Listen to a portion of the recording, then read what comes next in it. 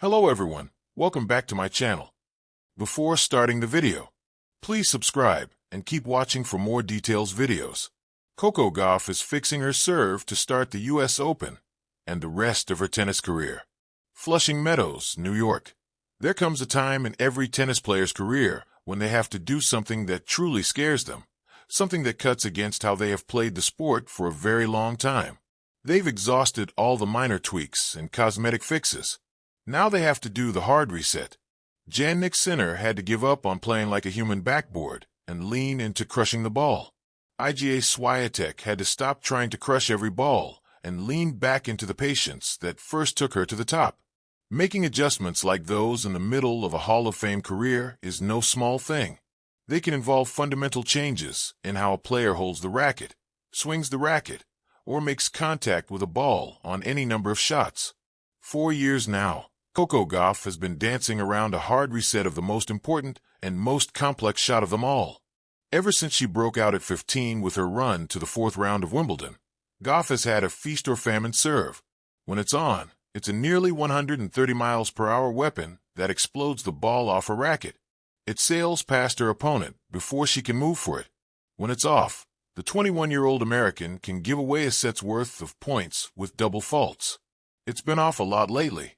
Gauff is 4-4 since she won the French Open in June, including a first-round exit at Wimbledon. She has hit 311 double faults in 2025, the most on the WTA Tour, and 96 more than the next player back. After several resolutions not to lose matches to her own serve as much as her opponent, Gauff has stopped the tweaks and gradual adjustments. She is performing reconstructive surgery on a service motion that has been with her since the beginning, and she is doing it at the US Open, her most important tournament of the year and the site of her greatest triumph.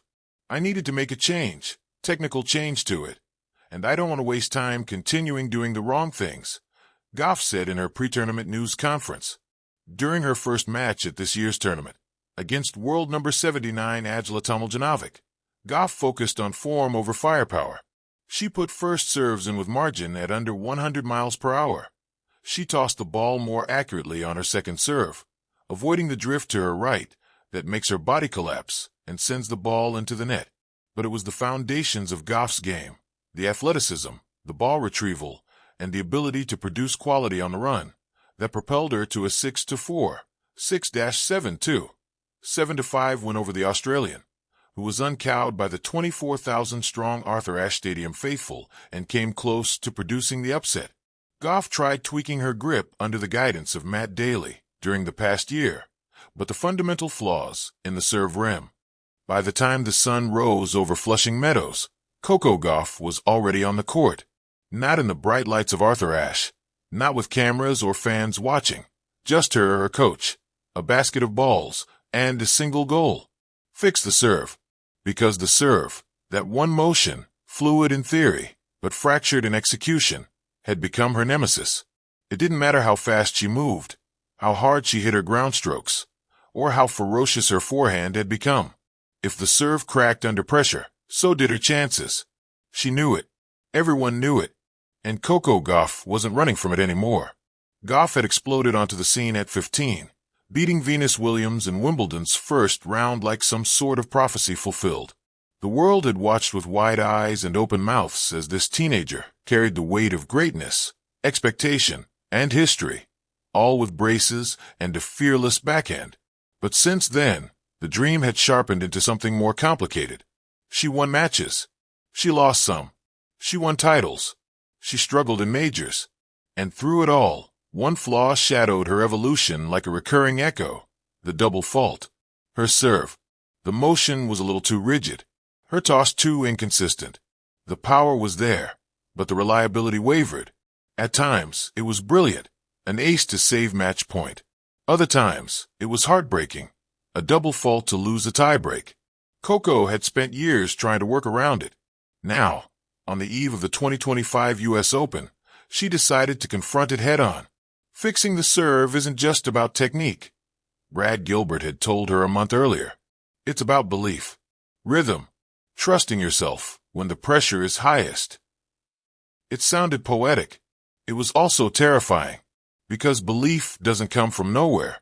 It comes from hours of repetition, a willingness to fail publicly, and the humility to start over. So she stripped it all down.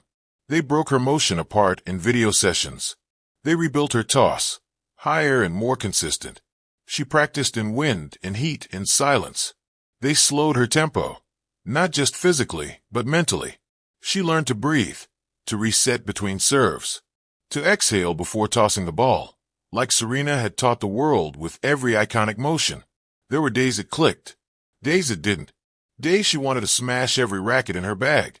But she kept showing up, because Coco Gauff wasn't just fixing a serve. She was building a legacy. The tennis world tends to forget how young Coco still is. 21 this summer. Barely old enough to rent a car in some states. And yet, she's already carried the pressure of a champion, a role model, a symbol. But somewhere between the headlines and endorsements, she rediscovered the simple truth that made her fall in love with the sport in the first place. She loved competing. Not for history, not for headlines, not for hashtags, just for her. And that love, that stubborn, honest, competitive fire, is what drove her back onto that practice court at dawn, day after day, as the Open drew near. By the time the tournament started, the serve wasn't perfect, but it was hers. It wasn't borrowed from a textbook or another player. It was rebuilt from the inside out, molded by sweat and patience. And most importantly, it held up. In her first-round match, she landed 65% of her first serves. She hit 9 aces, only 2 double faults. Solid, clean, composed. But that wasn't what made headlines. What did? The way she smiled after a big point. The way she bounced on her toes like a fighter in round 1. The way her serve, once a question mark, had become a weapon. Suddenly, everything else in her game unlocked. Forehand, lethal. Movement, supreme. Net play, confident. But it started with the toss. That one small motion, now steadier, calmer, more grounded, became the domino that steadied everything else. She made the second week. Then the semis.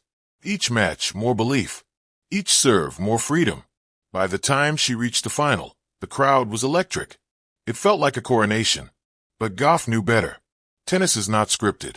It is fought for, every point, every inch. She faced a familiar rival across the net, an experienced Grand Slam champion who had once exposed her serve under pressure. Not this time. The final went 3 sets. There were nerves. There were breaks. There were moments of doubt. But Coco's serve held.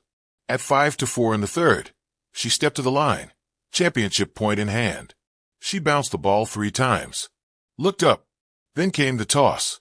High, true, confident. The motion was fluid. Contact clean. The ace clipped the tee. Match. Set. Championship. And with it, a career reborn. The moment was historic. Cameras flashed. The crowd roared. Tears followed. But in the locker room afterward, away from the noise, Coco sat quietly with her team. "That serve," Gilbert said, shaking his head with a grin. "That's what changed everything." She nodded. Because it wasn't just the serve. It was the work, the courage to start over, the willingness to be bad at something, publicly, until it became something great. She didn't just fix a weakness. She transformed it. Years from now, when people talk about Coco Gauff's career, they might mention the titles, the Grand Slams, the records. But the real story? It began in the shadows of an empty court, with a basket of balls and a single toss. Not perfect, just brave. And sometimes, that's all it takes.